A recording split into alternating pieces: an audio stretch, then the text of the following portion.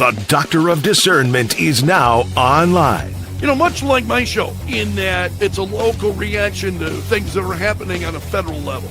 Dispensing a daily dose of common sense. No prescription required. Wow, do I have a boatload of stuff for you, from the crazy to the absurd. Let's start getting into it because, I mean, it is bizarro world out there. And I say, if it's obvious to me, should be obvious to everybody. Oh, wow. Who could have seen this coming? This is the Fourth Hour with Greg Belfrage. Hold on to your butts. Broadcasting from my basement bunker beneath Kettle Radio. Welcome to the Fourth Hour. It is great to have you along. Unfortunately, we've got some serious events that have been taking place here this morning. You've got a sniper who is wounded now, at least 3 people. This is at an ICE facility in Dallas. At least 2 detainees, and then the sniper apparently killing himself. So shot at least 3 immigrants, 2 fatally, as they were being led into this ICE facility. And you really can't see much here. There's just a lot of police cars that are there. I watched this video previously, and so you really don't see much there. The unidentified gunman fired from a rooftop as agents then were going into ICE. This is just before 7 a.m. local time this morning. And that's pretty much, there's not a lot of reporting about it at this point. Town Hall's got a little bit on this. Kristi Noem is talking about it. She confirmed the shooting, multiple injuries and fatalities. The gunman is deceased by a self-inflicted gunshot wound, and no motive at this point. Said the shooting comes at a time of unprecedented violence against ICE. But it was detainees that were shot, right? I think we need to know more. If it was detainees who were shot, wouldn't that be then ICE has gone out and these are folks who are in the country illegally and moving them potentially then to deportation? So we'll have to wait and see. I just think it's too early to tell. So Noem says details are still emerging. We can confirm there were multiple injuries and fatalities. Ken Paxton saying, join me in prayer. Vice President saying the obsessive attack on law enforcement, particularly ICE, must stop. And it may turn out, in fact, that's what it was. I'm just saying, I guess I would like to wait and let's be sure. Let's be sure before we just start, jerking our knees and reacting. If only detainees were shot, we'll see where it goes.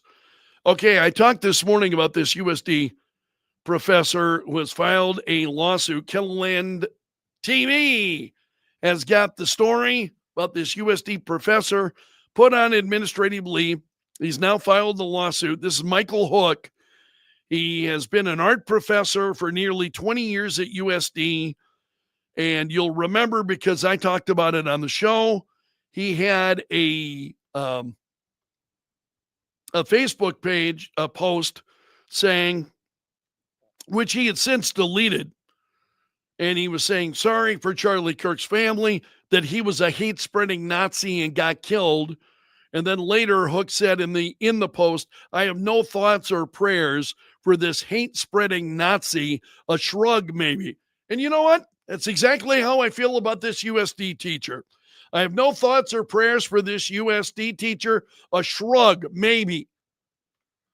The idea that, and this is absolutely incredible, the folks think that freedom of speech means that you are free to say whatever and there can be no repercussions. You can't be fired. You just, and for state employees might be a little bit different. The governor was purely upset. That's how I learned about it. The governor shared it on his Facebook page, and he was quite livid about it. And he was wanting something to be done, which I appreciated. It made sense to me that you had the governor out there who was very disturbed by this. So now the guy is suing to get the job back. And of course, everybody's picking this up. USA Today, I noticed a story even there. So this is getting widespread. And it's just, and I'm sure I'm always amazed by that. You know, when the thing that is lacking, I think, just for a lot of people, they first of all, they have no embarrassment. My wife and I talk about all the time. She says she's a proponent of public shaming. She's probably going to kill me for saying this. She's a proponent of public shaming, and that people no longer are embarrassed. They're no longer buying bed. They say the most, just hateful stuff, and they're not embarrassed by it. It doesn't bother them. And then they think, of course, their employer should support it. Well, my freedom of speech then means that my employer has got to support that, which I just think is absolutely ludicrous and ridiculous, because the world they're living in is a world free of consequences. That's what they want. They want to be able to say anything, and nobody else can say anything about it. You can't fire me. You can't. And I just draw the line at this. This guy has got no business being a professor of art in South Dakota. If other states want it, fine. But this guy is my age. He's 62 years old. This is somebody who ought to know better. I mean, I hope that you expect of me, whether you're younger, especially if you're younger, that, hey, Greg is older, and I expect more from him because he's got more life experience and more maturity. That's debatable at times. More maturity, right? You expect that from people as they grow older. Unfortunately, we're not seeing that. We're not seeing that. And that to me is just, so he's fighting to retain his job. I'd say welcome your thoughts on that.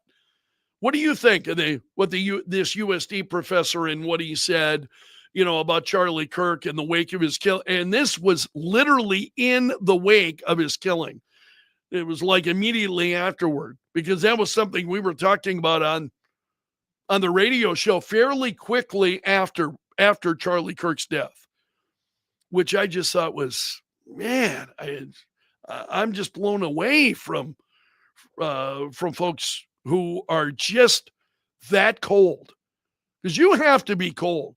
I mean, that really is having no heart, no consideration. It's just blows my mind. So we'll see where it goes. It'll be interesting to see, how it winds up. I'm really hoping that the state is in no way responsible for retaining him on the job after he doesn't have the good sense to keep his damn mouth shut. I mean, seriously, that is just, there are things that I think we all believe. There are things that I personally believe that I wouldn't mention to you in this forum on the radio show. It would just be inappropriate. Now, if I'm talking to a friend privately, I might say something, but saying it publicly, and I think this is part of what social media has done to so many people. It is, social media becomes a place where you go and you just dump everything. It's one of the reasons why I am on my own personal. I have two Facebook pages. I have the page that some of you are on, the Greg Belfrage radio show, and I'm discussing those things. And then I have my own personal page, and that's for me to stay in contact with my friends and my family and such. And I comment on it almost never. I mean, seriously, it's very, unless I've got a photo I'm sharing or some event, I'm just not sharing my thoughts. And I don't even share a lot of my thoughts with you unless unless it's something, a big news story, or it's something that's significant, at least in my own mind, that is significant. The carping, the belly aching, and all of that goes on social media, and it is just, it is exploded in a way that I never really expected.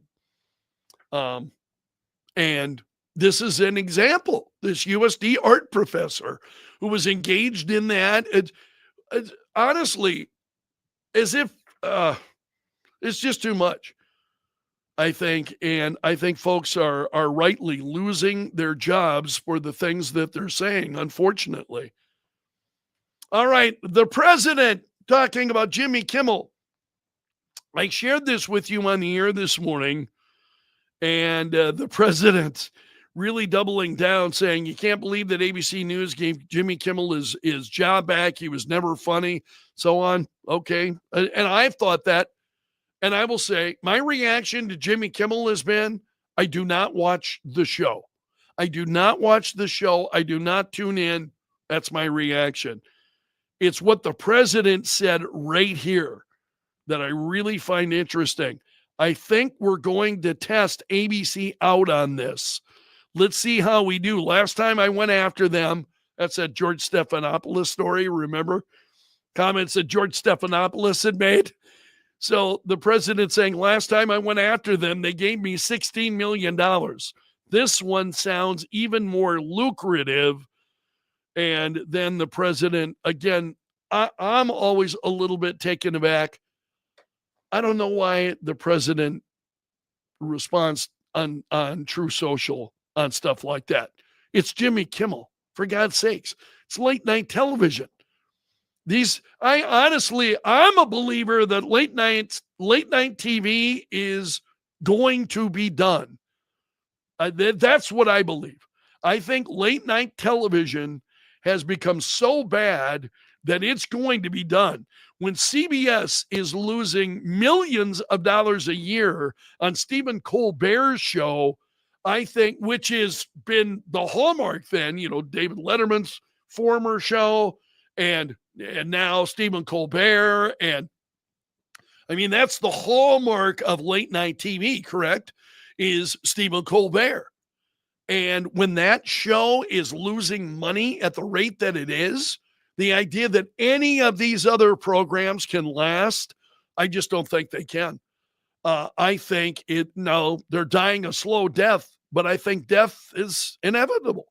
Media has changed so much. It really has changed. The way that we consume media, the way that I do it, and I'm 62 years old. I'm not a young person. I mean, I'm painfully aware of that.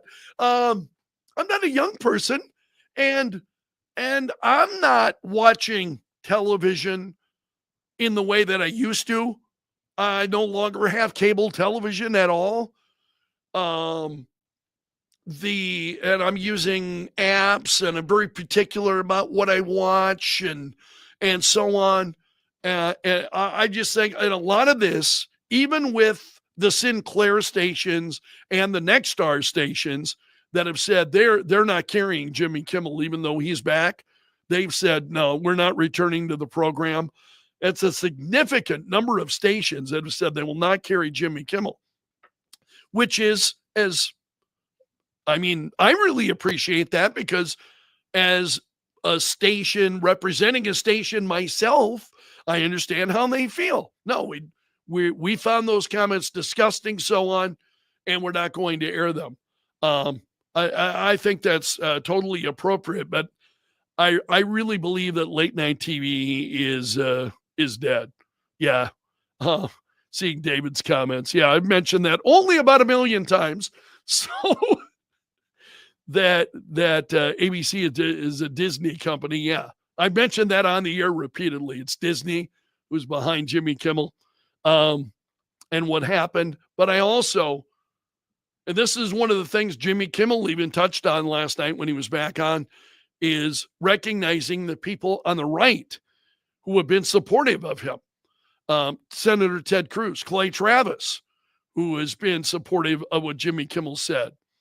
And I thought, I understood why stations are saying they don't want the program. So I tend to look at it not from necessarily the network's point of view, but as a local affiliate's point of view. How would I feel if I were an affiliate station and I were airing that? I'd be upset. I'd pull it. So you've got a lot of folks who are defending the rights of affiliates to pull the program, and yet also defending at the same time the right of Jimmy Kimmel to say those things. But again, I've said it to you, I don't know how many times. Freedom of speech does not mean freedom from consequences. There are consequences that come along with your freedom of speech. And so I'm curious, did any of you happen to watch Jimmy Kimmel last night and his comments? Yeah, David's saying the same thing. Freedom of speech does not mean there are no consequences. Yeah, absolutely right. There are sub-conversations that are taking place here. Okay. I'm just going to stick with what I'm saying here. And I think we'll leave it there for wait a minute. There was one. I got so wrapped up in visiting with you that. So Jimmy Kimmel's return to the air. This is at PJ Media. Wasted no time turning it into a self-righteous sermon about free speech, censorship, and of course Donald Trump. So he opened with jokes, and he said, I don't know why I pulled this up, because I don't know that there's anything here. There was, the points being made. You know, he said, I want to make something clear that you understand it was never my intention to make light of Charlie Kirk's murder, he said. And the point of this column is, it was deflection from the lie that got him in trouble. That he said MAGA Republicans were behind this, the assassination of Charlie Kirk, which is absolutely false. That's what's got him in trouble. That's what got him into hot water. And Jimmy Kimmel never even touched on that. So and this is the point that this column that Matt Margolis wrote is making. You can see what Kimmel is doing here. He's not only trying to absolve himself of pushing the lie that Tyler Robinson was a MAGA supporter, he's also conveniently taking the position that Robinson was just disturbed and not a radicalized leftist, which Robinson was. So, and then you've got Keith Olbermann, who has been making headlines also. And I am of two minds as to whether or not I actually mention some of these folks, because they are just so nuts. Olbermann is one of these people who is, I just think he is an angry, enraged lunatic. Keith Olbermann is. And so Olbermann had gone after CNN Scott Jennings. Scott Jennings is the only conservative commentator on CNN. Is the only one, is Scott Jennings. And I mention him a lot on the show because he makes a lot of great points. I think the guy is very insightful. So Olbermann admitted that he shouldn't have posted threats of physical harm aimed at Scott Jennings. And he did this last weekend. And there you can see it. I'm not going to say it, but he's saying to Scott Jennings, right here, at Scott Jennings, you're next, mother. But keep mugging to the camera, he said. So apparently This piece at Breitbart is saying, appears enough people warned Olbermann that he's now gone severely off the rails with his threats at Jennings, which now prompted him to apologize and delete those posts I just showed you. He said, I apologize without reservation to Scott Jennings.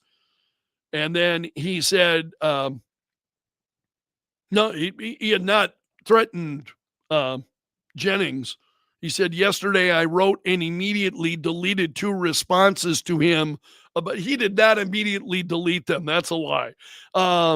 Wrote and immediately deleted 2 responses to him about Kimmel because they could be misinterpreted as a threat to anything besides his career. I immediately replaced them with ones specifying what I actually meant. Olbermann is just one of those people that I think has been off the rails, and he's been that way for a long time. I just don't have any time for him.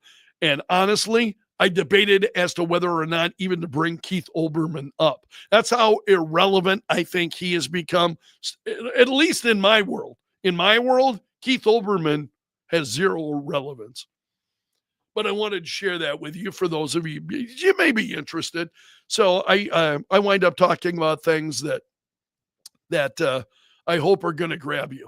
And I'm going to leave it there for today. You have made it to the end of the video. So you are part of my gallery of champions. Special salute to the Bunker Brigade. Those are the folks whose comments you see here each and every day. Appreciate all of you. And we'll leave it there for today. I hope to see you again tomorrow. So until then, I'm underground and gone.